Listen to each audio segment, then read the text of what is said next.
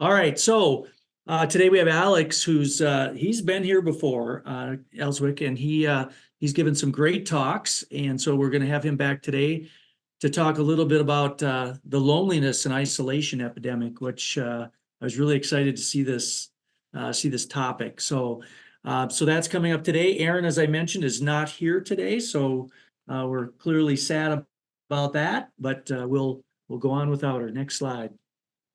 We got some interesting things coming up here, and we got Ethan coming next week to talk a little bit about opioid-related adrenal insufficiency and hypogonadism, which we see a lot in the clinic, and SUD intersection with criminal sexual exploitation coming up after that. And then again, I've said this a couple times, I'm looking forward to the opium talk because there is a fair amount of opium in the Twin Cities, kind of a cultural thing that we should all know about. So Dave has seen a few patients with actual opium use disorder. So lots of fun things coming up. Remember, there's free CME. Make sure that you kind of look into that and understand that we love it if you have your camera on. Alex would love to talk to your face, so don't be afraid to show us what you're eating for lunch. We're happy to see it, and so turn that video on if you don't mind. If you have some questions or problems, and man, we get some great questions, had some good ones last week, feel free to reach out to Aaron or myself. We're happy to help you with any of those patients that are kind of a challenge, and there's plenty of them out there. So feel free to chat with us if we can help. And remember, if you go online, you can go to the Center for Opioid Resources and Education, has all kinds of protocols. I'm probably going to be adding some to that because I'm in the process of kind of a grant in our ED. So I've made a couple different types of protocols for buprenorphine induction, including a macro and a low dose. And then I have one that is one that I kind of made up on my own that I've been using, which I call LOMA, which is low and macro over a period of about 12 hours. So kind of something I just kind of started doing, but if you ever want to hear about it, we can sure talk about it. Next slide. So, and then this would be his. So she's shutting down so Alex can share his slides. So welcome, Alex. And if you want to do a little introduction and kind of tell everybody who you are and what you do, some people may not have seen you the first time. Absolutely. Yeah. Thank you, Kurt. Thanks for having me back. First of all, really interesting. I guess it's next week's presentation on opioid use and hypogonadism. So fascinating. And I feel like you've scooped us because we found the same thing at a men's group at Voices of Hope at the recovery community organization that I run. Just the same phenomenon. So that's fascinating. Anyways, my name is Alex Ellswick. I'm an assistant professor at University of Kentucky and an extension specialist for substance use prevention and recovery. So my first disclaimer is that, my expertise, my wheelhouse, my comfort zone is drugs and the people who use drugs. What we're talking about today is certainly related, but somewhat tangentially related. So I won't claim to be an expert of any kind. But as I'll make the case in a moment, it's certainly something that I understand a little something about. And then my second disclaimer is that I'm really nasally. I'm not sick, but the pollen in Kentucky right now is off the hook. And I got back from a vacation at the end of last week, and it's been wild. So I'm sorry for the sniffles, but it is beautiful out here as everything blooms. So let me kind of jump in with a little bit of background, and in doing so, I can kind of give you some explanation of who I am. First and foremost, as it relates to our discussion today, I'm a person with social anxiety disorder, and I have been fortunate enough to be diagnosed with 3 different anxiety disorders throughout my lifetime. And social anxiety, I experience different symptoms, but one of the kind of unique features of my social anxiety is that I'm really comfortable with folks once we're already in relationship. And once I understand the rules that govern our interactions, but until I get to that place of comfortability, for whatever reason, it's just angsty and it's a very self-conscious process. And I mean that in the most literal sense. I'm very conscious of like, how do I hold my body in public, and how do I behave, and how do I,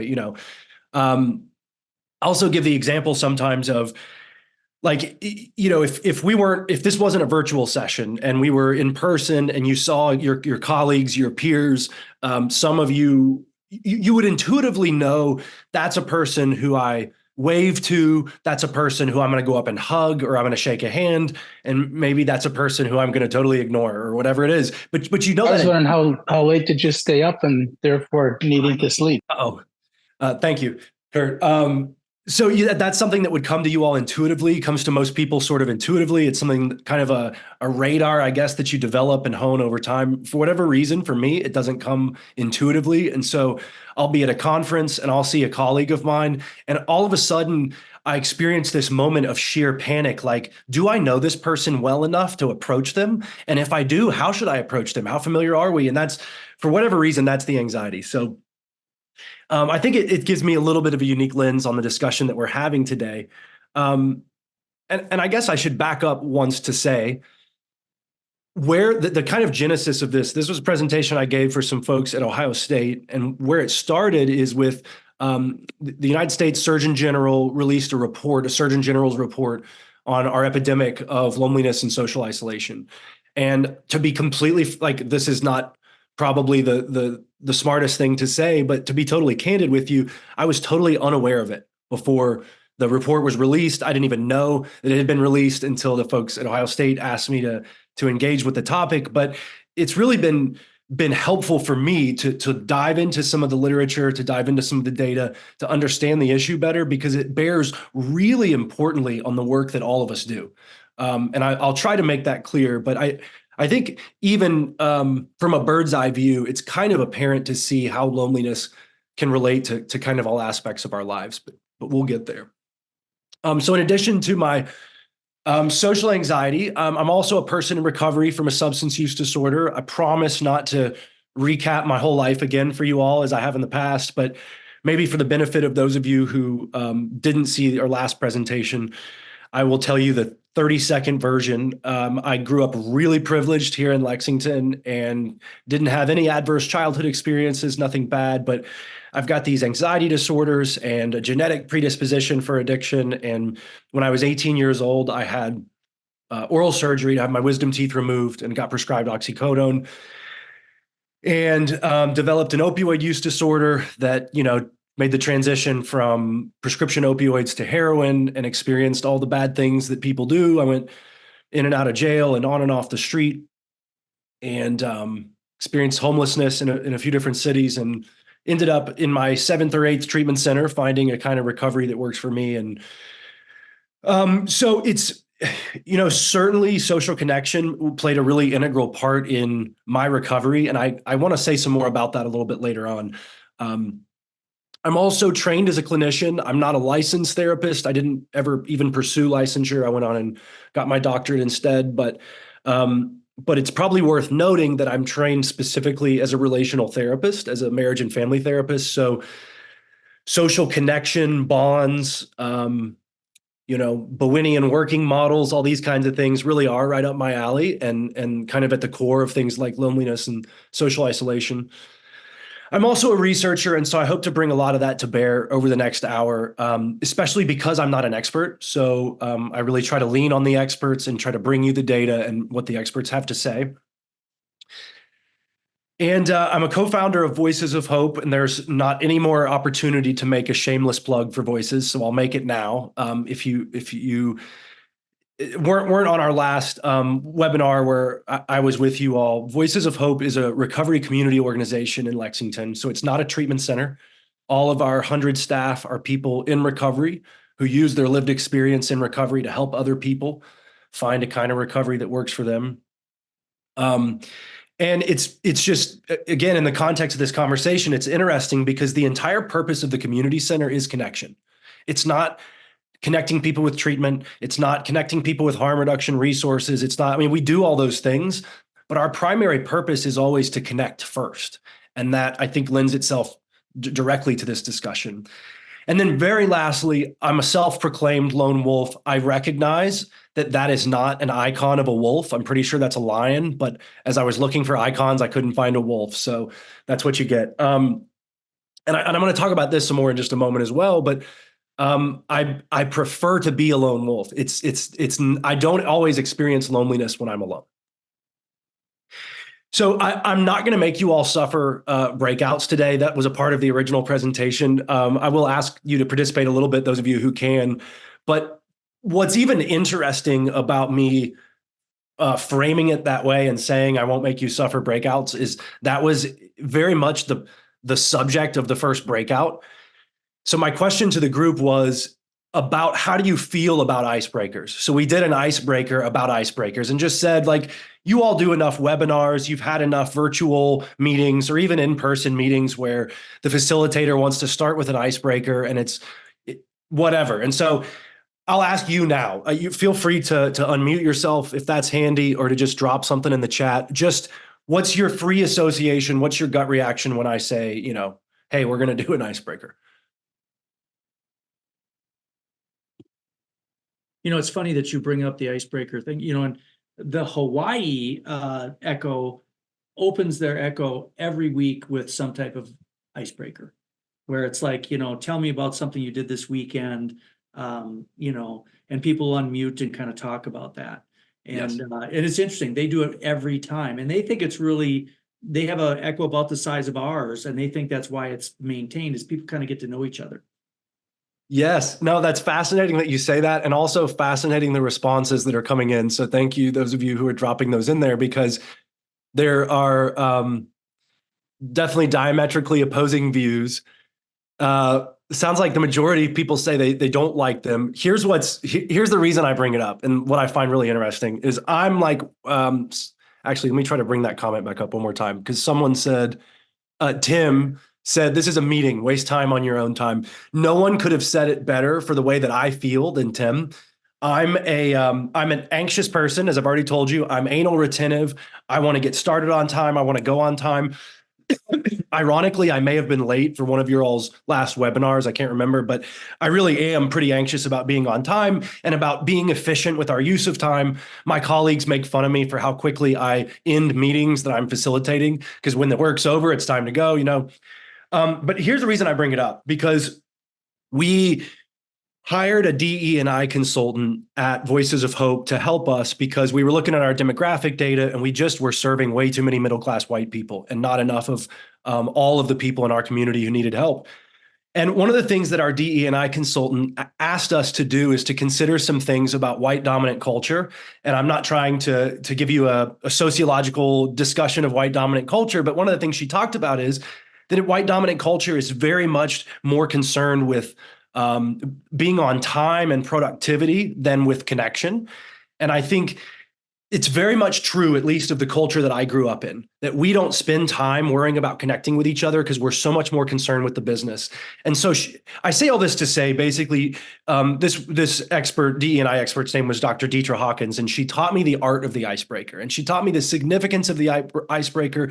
And she helped me understand that it's okay that they're silly sometimes, and it's okay that they feel like a waste of time, because it's so important to connect first. And so I thought interesting to get a range of views.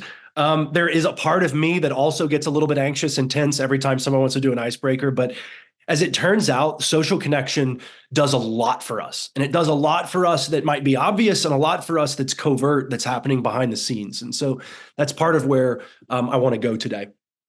But I also want to just start by exploring this question, which is, can you be alone without being lonely? Or in the reverse, can you be lonely when you're not alone? And so starting with the second question, can you be lonely when you're not alone? Can you be around people and still be experiencing loneliness? And I want to describe one of the most obvious examples of this for me. Kurt was talking earlier about doing trainings related to buprenorphine, and part of our ethos at Voices of Hope is that we support all pathways to recovery, and that's especially the very stigmatized pathway of people using medication for opioid use disorder.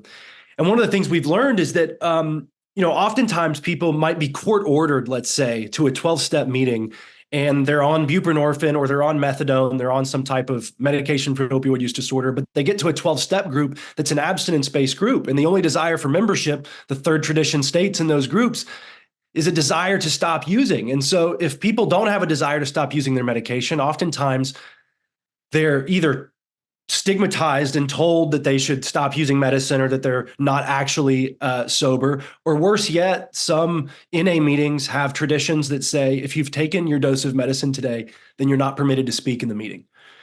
And so I bring it up as an example of those things are called support groups, but that's an example of sitting in a support group and very much not experiencing support, right? In fact, experiencing the opposite of support, experiencing stigma and shame and otherness. You might be around a whole lot of people, but that doesn't mean that you're experiencing connection. And the reverse is also true. And it's true, I know this, as I said, as a self-proclaimed lone wolf. This icon is great because it's a guy eating by himself. I don't know if any of you all ever eat by yourselves, or if you see people like at a restaurant eating alone in public and you think like that must be a serial killer. That's me. I love to eat by myself and I love to experience time alone. And really the point that I'm making is I don't always feel disconnected just because I'm alone. In fact, sometimes the anxiety and the stress of being around people is so much that I can't experience connection in that moment. And so I have to be apart a little bit in order to experience connectedness. So all this to say, there's a little bit of a difference between being alone and being lonely. But importantly, there's also a difference, a denotative difference between loneliness and social isolation. And these are two really important concepts to differentiate for our discussion today. There are two ways that social scientists will measure social connection, but they're different, and it's an important distinction. So social isolation is an objective measure. So it means objectively you don't have a lot of social connections. It means you have few social responsibilities, few social interactions. That's something that's a little bit easier to measure quantitatively. Loneliness is the subjective experience that you might expect to follow from social isolation. It's the subjective experience, the distressing experience of being alone. And it's the reason why you can experience loneliness when you're not necessarily socially isolated, and vice versa. And so they also have a bidirectional relationship in the sense that you can see how social isolation would portend loneliness, but also people who are subjectively experiencing loneliness, even if they have a bounty of relationships around them, let's say because they're experiencing a major depressive disorder, are going to find it more difficult to connect and to sort of derive the benefits of those social connections. So how lonely are we? Before I give you a little bit of data on this, if you want to shout it out or drop in the chat, just for yourself. It's just a simple question, no right or wrong answer. Comparing yourself today in 2024 to yourself in 2014, would you say that you feel more connected to your family, your extended family, your community, the people around you? Do you feel less connected or no change? And just there really isn't a right answer. It all began as a curiosity. Anyways, so a variety of answers so far, more and less, pretty much the same. Less, empty I nest. was just wondering, Alex, whether you think that, for instance, COVID, in my opinion, had a significant impact on the younger people. And I'm not sure a lot of those younger people have become connected again. And I'm talking, these really from 18 to 27-year-old people who ended up working from home were socially isolated at a time when typically they would be out and about. Yeah. And it just seems like even with my kids who were right out of college with their jobs, it just changed things. When it's such a critical period to develop, to hone social and emotional skills from like age 10 to age 25. And so I think of all the people during that time who are forced into virtual work, virtual school. And, so much of what's important about school, what the research shows today is just the social interaction, is the fact that your kids are just around other people and they're interacting with other peers and honing those skills. And so I wonder about the deficits that cohort of kids might experience as a consequence of that. So this was a non-scientific survey and a variety of answers. Some people more connected, some people less connected, some for some specific reasons. And, obviously that's going to be highly individual. If we were to look at the data show, at least in terms of the subjective experience of loneliness, that adults are reporting higher levels of loneliness today than ever before. And recorded history is a very specific period of time because we haven't recorded loneliness since the beginning of time. But it's interesting to think about, especially in a time of connectivity, when that's so much of what defines the way we think of the social media age, is that we're constantly connected, and yet we're experiencing loneliness at a disproportionate level. So here's some of the data from Gallup poll. A quarter of adults worldwide feel very lonely or fairly lonely. So almost half reported not feeling lonely at all, but that means slightly more than half reported being very lonely or a little bit lonely. And I think, as you'll see, this is it's helpful when you get out your microscope and do a more granular view, because there's this really interesting phenomenon happening that you may or may not have expected. And that is that young people, this is to Kurt's point just a moment ago directly, young people are actually experiencing a greater degree of loneliness than older adults.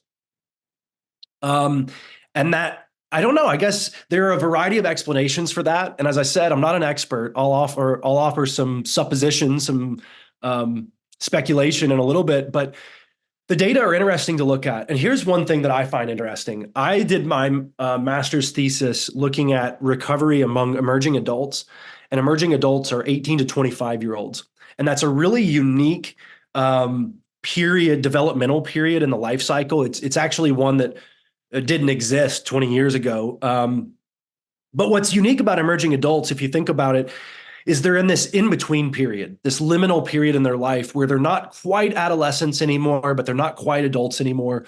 And so for that reason, they actually experience a disproportionate amount of instability, economic instability, residential instability, but also a disproportionate amount of disconnection. When you're an adolescent and younger, so many of your connections are sort of cookie cutter connections that are provided for you. Mom and dad set up play dates, or you're put on the soccer team, or whatever it is. When you're an older adult and you're working and you have a career and a family, so many of those social connections are established. But when you're in that in-between period, in that liminal period, maybe it's not surprising then that that's the highest rate of reported loneliness are among these 19 to 29-year-olds. But I guess it's also worth mentioning, I would have expected, and this might just be my ignorance, but I would have expected older adults to report greater levels of loneliness for a variety of reasons.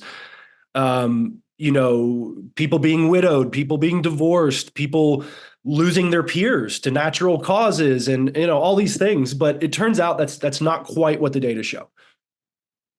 And split right down the middle, there doesn't appear to be any systematic difference between genders in terms of the experience of loneliness. And I also find that interesting because the data seem to show that women have, on average, far more, I don't know if far more is correct, but certainly more social connection. So by definition, it would appear that men experience more social isolation and yet not necessarily more loneliness. So why are we so lonely? What's causing the trend? What would you attribute it to? I'll invite you again to drop these in the chat, or always you can just shout it out if you'd like. Why are we even if it isn't true for you, even if in your individual circumstance, you subjectively experience more connection today than you did a decade ago, still just in looking at the data, what would you attribute this to? Why is it that in 2024 in the social media age, a lot of references all to social media and electronics, the perception that everyone has a happy life on social media. People say comparison is the thief of joy or something like that, right? Yeah. More texting, less actual talking. Yeah, so I think not being pushed out of our comfort zone to learn new skills, I think that's true. These are really interesting. Families not eating supper together. Yeah. So you're honing in on a couple of different things that I'll talk about here that I think are relevant. And I just wanted to give everybody the opportunity to kind of think about it for themselves before I offered my own explanations. But certainly technology is going to be relevant. But also what we've seen gradually over time is fewer and fewer social connections. And it's sort of almost like a linear decline over time for all of us. One of the relationships that I think is really interesting to think about is trust. And that's trust in every sense of the word, trust in every kind of public institution. So trust in the government, trust in Congress, trust in the office of the president, trust in the Supreme Court, trust in the FBI and federal organizations, and then trust in each other individually. And so in 1972, 45% of Americans reliably trusted each other Americans. And in 2016, it dropped 15%. And to be honest, I would be willing to bet that if you were to survey that again in 2024, that it would be even lower. You know, that between 2016 and today, there's been a real strong upswing in political polarization such that I don't even want to comment on it further because I don't want to anger anybody on here. You know what I mean? That's kind of the context, the political context in which we live. And so interesting to think about this relationship between trust and loneliness, that as we lose trust in each other and in social institutions, that we kind of withdraw into ourselves. And I think that's happened in a lot of different respects. There are also some very objective markers of social isolation, looking at the 2003 versus 2020, so approximately the last 20 years. Time spent alone increased 24 hours per month, so nearly an entire day, or truly an entire day spent alone per month extra over the last 20 years. That's a significant amount of time. Household family social engagement decreased 5 hours a month. And I'd be willing to bet that even in 2003, that household family social engagement wasn't very high to begin with. Most of us don't have a lot of time for that already. And so out of that already limited bucket, we've removed 5 hours a month. Social engagement with friends has decreased 20 hours a month. And I know that I'm guilty of this, that as I like use this presentation reflexively and think about my own experience, I've built strong bonds with my little nuclear family here and with my work family. But outside of that, I don't do a good job of prompting those engagements with friends. Social engagement with others decreased 10 hours per month. And something to point out is all of these data are a little bit dated because they were collected through 2020. And so that's pre-COVID. So again, to Kurt's point that he made earlier on, I'm glad you're here, Kurt. You always help me like lubricate things. You're exactly right that there are these exacerbations, and not just exacerbations in the sense that objectively the data are going to show more social disconnection, but also the residual effects, kind of the vestiges of COVID and the ways that it actually changes the culture of work and what's acceptable in terms of virtual meetings. And I don't know how if the Echo series started before COVID, but I wouldn't be surprised if it started during or after COVID. Another thing that I find really important in this discussion is that when most people are talking about loneliness, they're throwing a big, broad blanket over it and talking about how loneliness is trending in general, and that's important. But again, a deeper dive on the data and a more granular analysis shows that the burden of loneliness is not equally shared by everyone. It's actually being disproportionately borne by some specific groups of people. And so as you think about your own practice, your own clinical work, these are things that might not show up on a clinical assessment, but something to keep in the back of your mind. So older or younger adults, so as we said, emerging adults in particular, because they don't have the connections to their parents that adolescents have. They don't have the connections to their new family that older adults might have. And also people who live alone for a variety of reasons. And people who have any kind of disability. And so take the word disability kind of as broadly defined as possible. Any kind of physical disability, any kind of chronic disease like diabetes, like hypertension, like COPD, even chronic diseases like diabetes that you wouldn't necessarily associate with increasing the likelihood of loneliness. Mental and cognitive disabilities, so things like Alzheimer's, increase the odds of experiencing loneliness, and psychiatric disorders, so things like social anxiety disorder, things like eating disorders. Really, any kind of disorder, even if it isn't a social anxiety disorder, any kind of disorder that makes someone feel othered, that makes someone feel stigmatized, is going to make them subject to the experience of loneliness, even if they aren't lonely. I think that's an experience that some of you on this call have had, of your own psychiatric, mental health condition making you feel alone, even in situations where you aren't alone, making you feel lonely. I've certainly experienced that with social anxiety. And people are also more likely to experience loneliness if they come from a lower income background, if they have any kind of marginalized identity. So an LGBTQ background, if BIPOC, and I'll actually comment on this some more in a moment. So some research I had the chance to do. People who have immigrated, people who live in rural areas or transit deserts. I was just in Pike County, Kentucky, a couple of months ago doing some work, and I learned that Pike County, Kentucky is, in terms of geographical landmass, the largest county east of the Mississippi River. And the reason it's noteworthy is because it's an absolute transit desert. So it's geographically this massive expanse of land, and it's a complete transit desert, and people, you just see people walking on the side of country roads all the time. And you think about all of the reasons why that might lend itself to increasing the odds of loneliness. The most obvious being that tangibly it's harder to connect with other people because you can't get to where they are.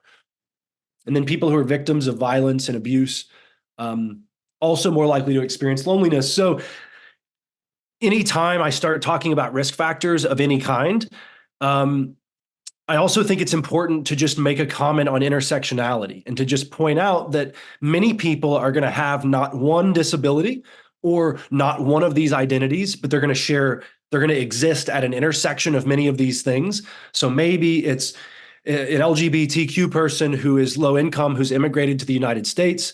That's triple the stigma. That's triple the risk for loneliness.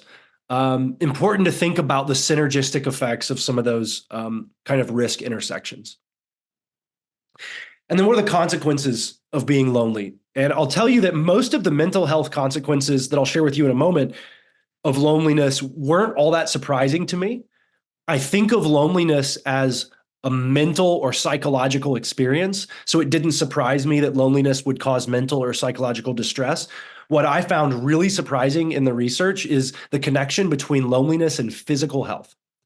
And this reminds me so much of the research on adverse childhood experiences and really trauma in general. And the same thing is true. I wasn't surprised that kids who experienced adverse childhood experiences were more likely to have depression, anxiety, eating disorders, whatever it is. But I was surprised that those kids are at increased risk of things like diabetes. And the same thing is true of loneliness. Loneliness is associated with a 29% increased risk of heart disease, a 32% increased risk of stroke, an increased likelihood of high blood pressure, of diabetes, of obesity, of disruptions in appetite and sleep. These are physical or physiological manifestations of the stress, the biopsychosocial stress that we experience when we experience loneliness. It manifests like a sickness, right? And so when we say, excuse me, sort of like substance use disorder, when we say this is a pervasive public health problem, we don't mean it's like a public health problem. We mean quite directly, this is a problem of public health.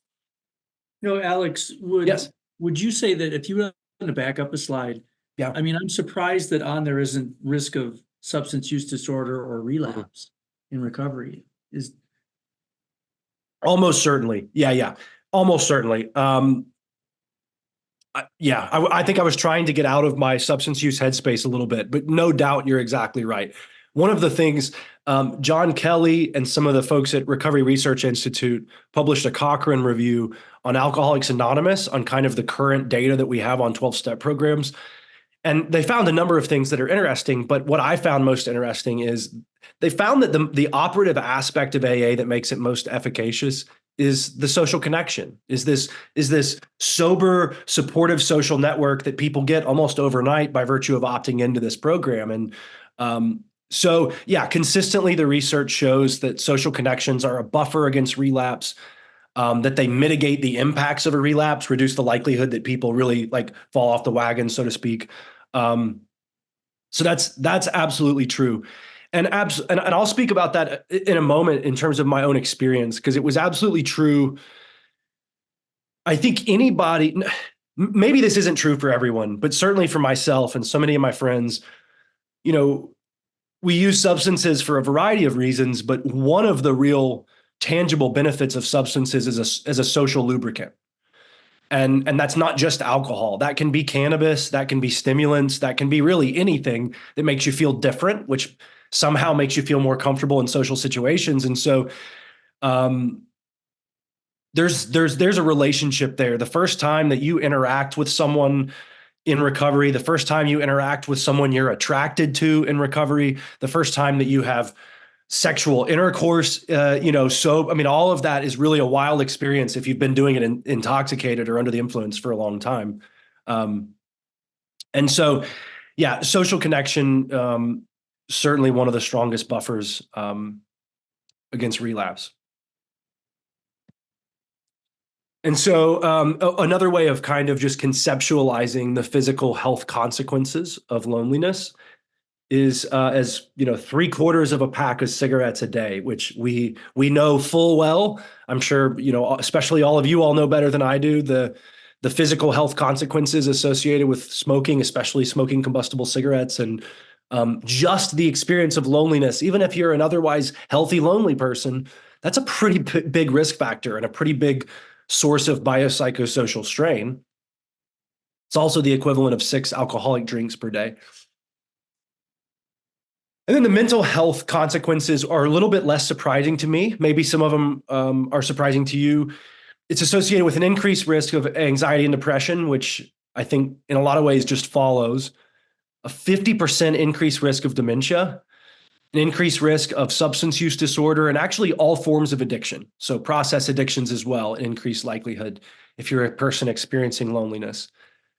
Chronic stress, and always when we talk about stress in the context of public health, we're talking about that really meaningful kind of biopsychosocial stress, elevated cortisol levels, all of it. And then cognitive decline, 20% faster among people who report loneliness.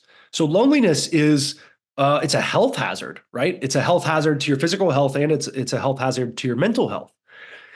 And there's also this bidirectional relationship, at least for me, between social isolation and anxiety. And I think I probably experienced this long before recovery, but it first became really crystal clear early in recovery because my social anxiety was really pronounced early in recovery. I think I didn't have a lot of insight into the fact that I'd really been using substances for a long time, in part to try to manage social anxiety. And so social interactions early in recovery were just stressful.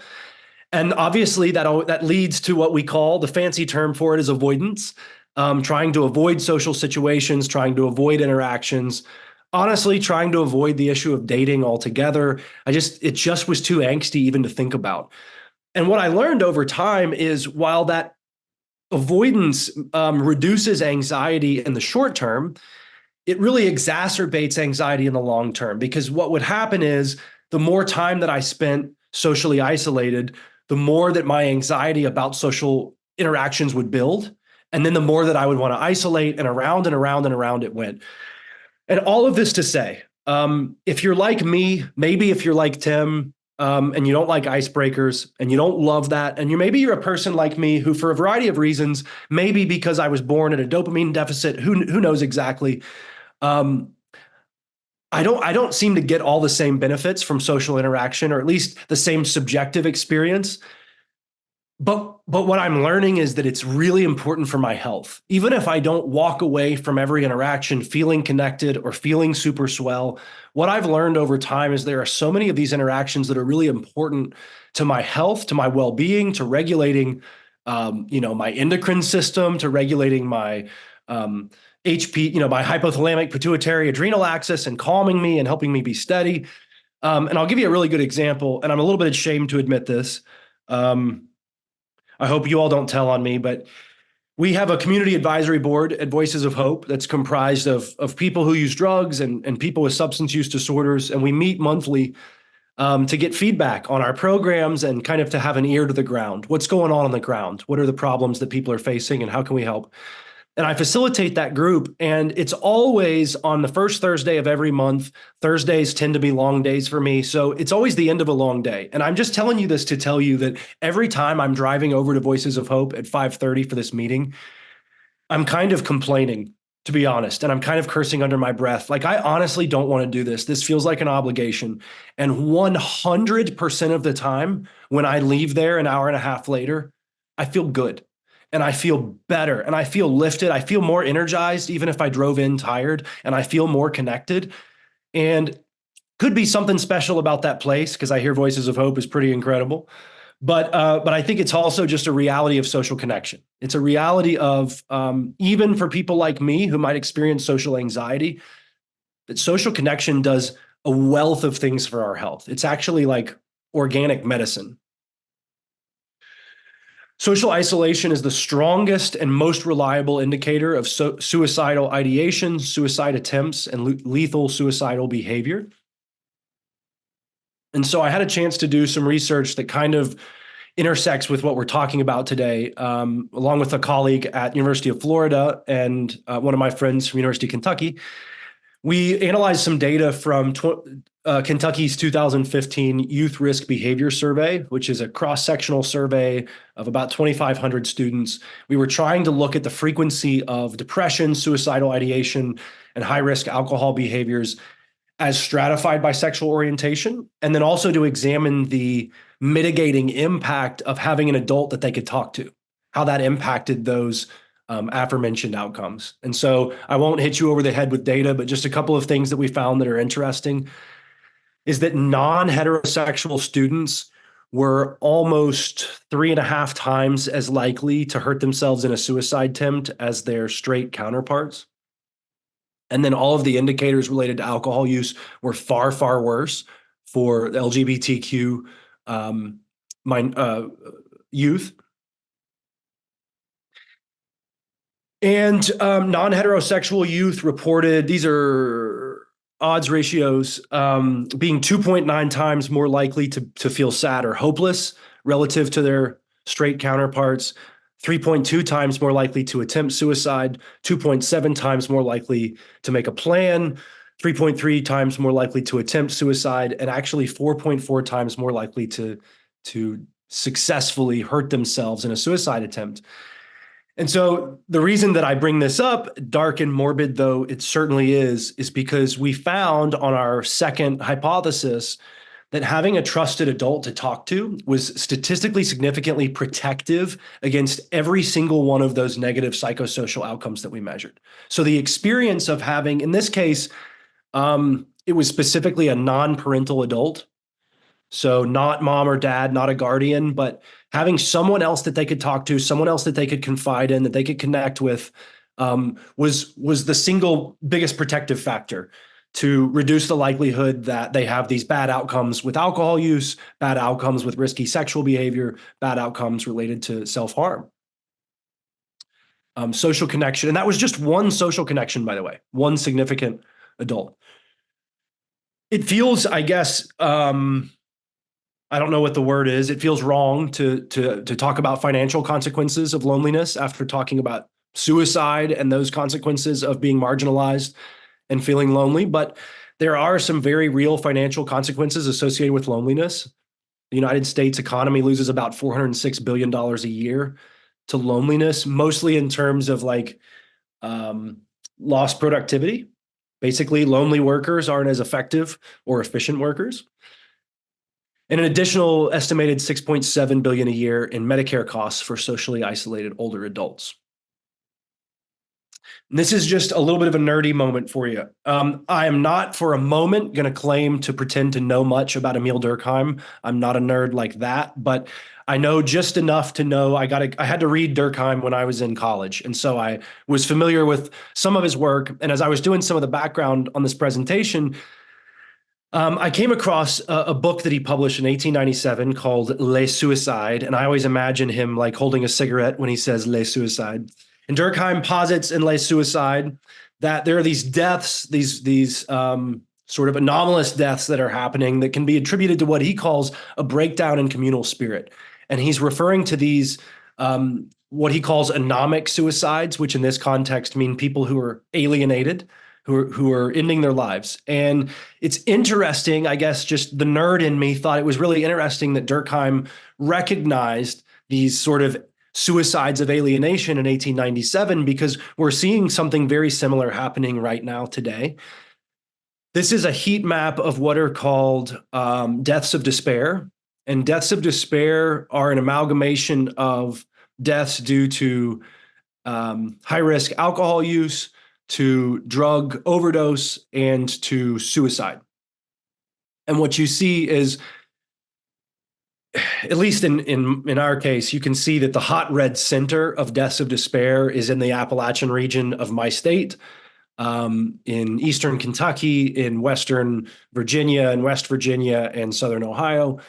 But again, for the first time, because of the increase in drug overdose and suicide, that life expectancy has dropped for the first time in however long it was, a very long time.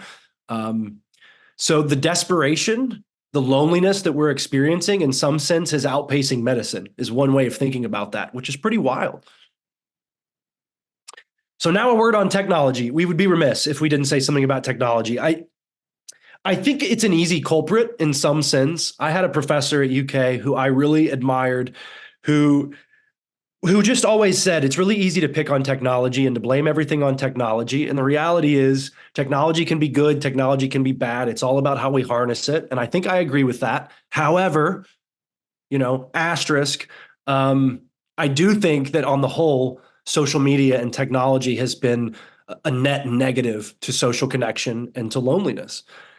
So basically every teen is on the internet and overconnected, and even most older adults that who don't really know how to use Facebook properly are probably on Facebook. I know you all have like a crazy, wacky aunt who thinks she's sending private messages and she's actually posting statuses or whatever to the public. But Americans spend an average of 6 hours a day on digital media. I'm guessing you all have had this experience. Every week, my iPhone gives me a report. I don't ask for it. I mean, really, I don't ask for it. But every week, my iPhone gives me an alert and says, you spent X number of hours on your phone this last week. And every single time, I just experience shame, just deep burning shame, because no matter how much time it was, it feels like way too much time, because I know it is. And so I wouldn't be surprised if that 6 hours a day is even a conservative estimate, particularly when you consider all screens combined. I'm talking to you right now through my MacBook laptop, but sitting right here is a vertical screen. Sitting right here is a horizontal screen. I've got my phone just handy.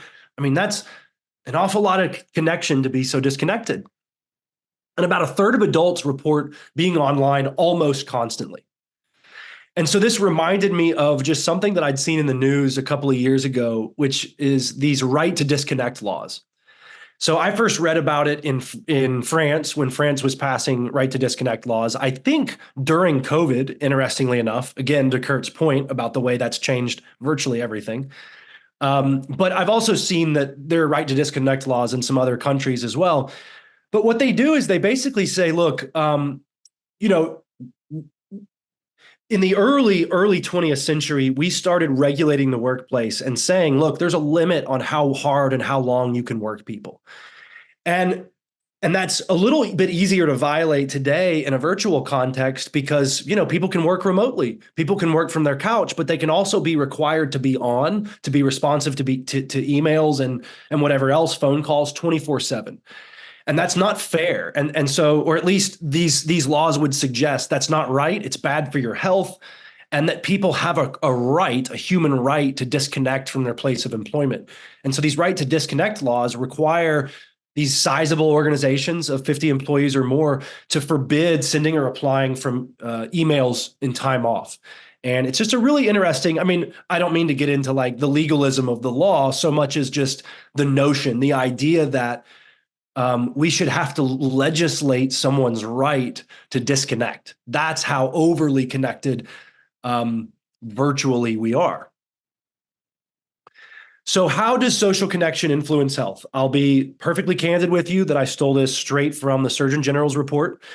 But I think it's a really helpful graphic to think about how more or less social connection then is mediated by your biology, your psychology, and change in behavior. So research shows, for instance, that social connection, greater social connection is associated with decreased stress hormones. And so we know the role that cortisol plays in things like decision making, but also the role that cortisol plays in things like someone's ability to parent, someone's ability to be a good employee, someone's ability to be a good responsive partner, all things that are going to be impacted by the extent to which they're socially connected.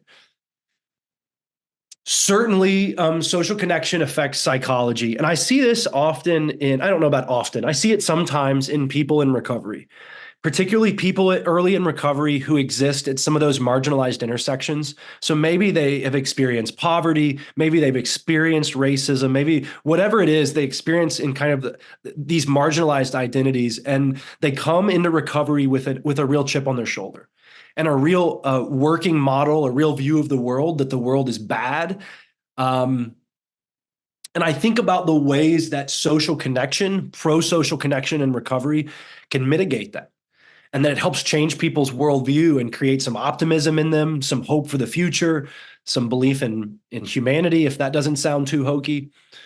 And then social connection, is also associated with healthier behaviors. The more socially connected you are, the more likely you are to be physically active, which I find to be an interesting connection. And it always makes me think about, I have a colleague who I maybe tried to connect with you all. I get these things confused, so I'm sorry about the reference, but I have a colleague in Portland who runs a recovery community organization that does CrossFit for recovery.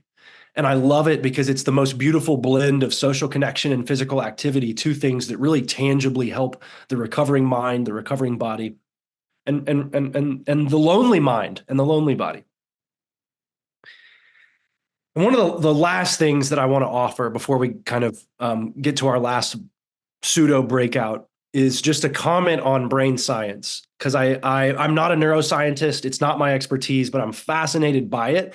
And I think any biopsychosocial issue, the brain probably bears importantly on that discussion. And that's certainly true in the case of loneliness. So this is a paper that was published back in 2010, and the title kind of says it all. It's The Rewarding Nature of Social Interactions. And basically, what the authors argue is they summarize some research that shows that pro-social interaction actually causes dopamine to upregulate. So in other words, not only do you get a spike in dopamine, that temporary euphoria or a high from social interaction, which you do, and that's a great thing, but in the net, your dopamine baseline actually is raised as a consequence of pro-social interaction, much in the same way that it is as a consequence of physical activity, and much in the same way that it is as a consequence of mindfulness and meditation. So all of that to say, that's a fancy way of saying, if we were to oversimplify addiction in the brain, we would say it's dopamine downregulation. And so if we were to oversimplify recovery in the brain, we'd say it's dopamine upregulation. And so you put the pieces of the puzzle together, it's sort of like saying that social connection is organic medicine to the addicted brain. It's organic medicine to the part of the brain that's most impacted in a substance use disorder, and that is most likely to expedite healing and recovery. And I think about that frequently when I think about the ways that we regard people who use drugs in our communities.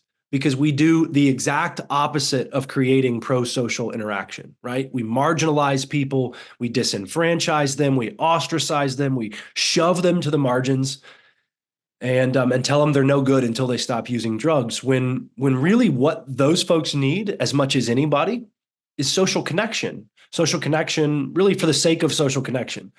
And so that's the predicate of so much of the work that we do at Voices of Hope, is starting with connection, is not demanding change, is not coercing people into treatment or into any particular pathway of recovery, but instead starting by saying, you belong here today, just as you are. And that's really fertile ground on which people start to build connections and start to accumulate the resources that they need for recovery. So I know I'm getting close to my time here. These are, again, from the Office of the Surgeon General, 6 suggestions on kind of what they call the pillars to advance social connection. And they're things to think about, I think, both in terms of policy and practice for the work that you do, but also just for you as human beings and as individuals. So strengthening social infrastructure in local communities. There, I have a colleague who used to be at University of Kentucky, who's now at Duke, who used to do a lot of work on walkability in rural communities. And one of the things she explained to me about walkable communities is that they increase social cohesion.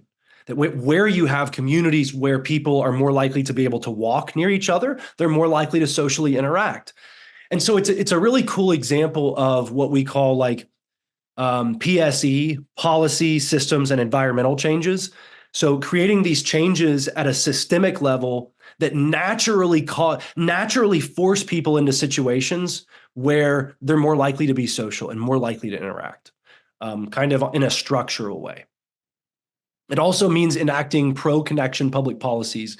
And to me, this goes back to the fact that loneliness isn't just some subjective experience, something that people have when they're feeling depressed or whatever it is. It's and that public health, that this isn't just a public health lens, that this really is a pervasive public health problem, and it really does require a public health response. It's having such a disproportionate public health impact. I think it would be ignorant not to address it in that way. Mobilizing the health sector to address it as a public health issue, reforming digital environments. And I don't have any concrete suggestions for you because I'm certainly no expert in the digital environment. As I told you all, I spend too much time in front of screens. I'll get off of here and I'll probably spend the next 2 or 3 hours in front of these computer screens, all so that I can get off and go sit on my couch and scroll on this screen a little bit. You know what? It's terrible. It's awful. And I think we would all do well to think about harnessing technology in a way that allows us to feel more connected and not less connected. Certainly, deepening our knowledge. To me, it's been helpful just to understand that this is such a widespread issue. One of the most gratifying things for me about being really public and forward-facing about my anxiety disorders and about my addictions is that people say "me too" all the time. So much more often than you would expect. Instead of getting lots of shame and stigma, what I usually get is, oh, well, my uncle, oh, well, my sister, oh, well, my experience was. And so that's always my hope, is that the more that people are aware that this is like a pervasive problem, the more that people realize that your loneliness is not something that's unique to you, and it's probably not something that you're uniquely doing wrong, because I wonder if people internalize a lot of that, but instead that this is a problem that people are experiencing in a pretty widespread way. And then lastly, to build a culture of connection, which I think puts a nice tidy bow, wrapping all the way back to the breakout or the icebreaker on icebreakers that we start with, which is recognize the importance, the value that connection has. And it's something that I am terrible at and that I have to be reminded at constantly, that sometimes there is something more important than the bottom line, than the work output. And sometimes there's real value in evaluating your work on the strength of social connection, which is something I'd never thought to do before. So my last thought for you all today, kind of a send off. It feels a little bit like a hokey question, but I think I think it's significant to think about, okay, if loneliness is this widespread of a problem, if it's something that I might be experiencing, or certainly that my clients might be disproportionately experiencing, or my patients, what are some things that I can do for them? And so I'll give you my one quick example. When I was doing clinical work, I had a brother and sister who were African American, who were in their late 60s or early 70s. The brother and sister, and the sister was visually impaired. She was really completely blind. And that, as we said, with all physical disabilities, really caused her to experience loneliness. It led to social isolation. And by virtue of that social isolation, she experienced loneliness. And so while she was coming to me for therapy for what she thought was clinical depression, in a lot of ways, I came to see it at the time as a problem of a lack of social connection. And so I was under supervision at the time, and the elegant solution that my supervisor came up with was to invite her pastor from the church where she liked to go to start picking her up on Wednesdays for church. And he started doing that, and it greatly improved all of our objective measures of her well-being. And I thought, wow, what a cool, simple intervention to improve social connection and improve somebody's subjective experience in life. So if you all don't mind to just dump in the chat for me, what are some of the things that that you might do for yourself to increase your own social connection or connectiveness, or maybe some things you can do in your work, in your practice. And someone said, just coming to work and not working from home helps my connection to others feel less isolating. And I understand that completely. I have a colleague who puts in his email signature that he only responds to emails during working hours between 8 and 5. And I think it's not something that I practice, but I respect it. I think it's the healthiest boundary in the world. And attend meetings in person rather than on Zoom. I agree with that. Unfortunately, I guess in this context, we're a little guilty of that, but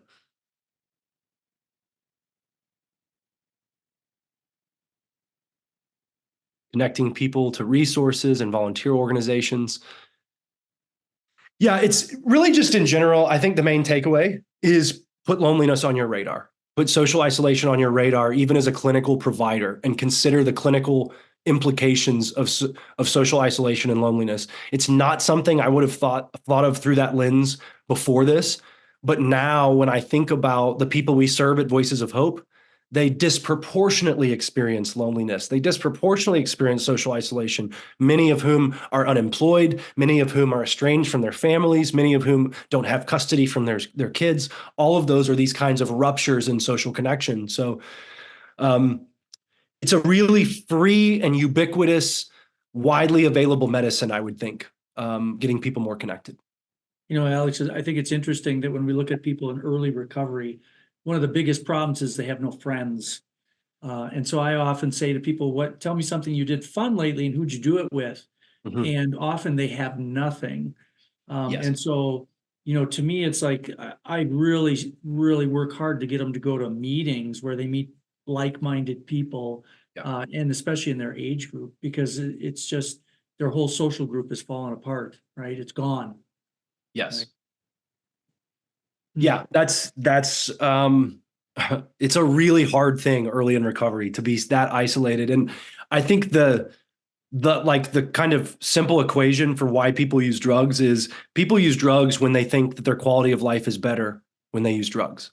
And the reverse of saying that is, if I believe that my quality of life will be better if I don't use drugs, then I won't use drugs. And so that, to me, really speaks to this issue of social connection. I think about the people who recover, who immediately have this whole community that surrounds them, and they have responsibilities and they have obligations and people who believe in them and depend on them. And for all of those reasons, they have a counterweight to help them maybe make a choice not to use drugs. But if my recovery means I'm still under a bridge and I still don't have meaningful social connections, then drug use makes a lot more sense in that context. So I think that's absolutely true. Well, any other questions or thoughts from anyone? We're a couple minutes over, but if anybody's got some other thoughts or things they want to throw out there, you can unmute and chat with Alex. As usual, you kind of knocked it out of the park, Alex. That was a great talk. Really enjoyed that.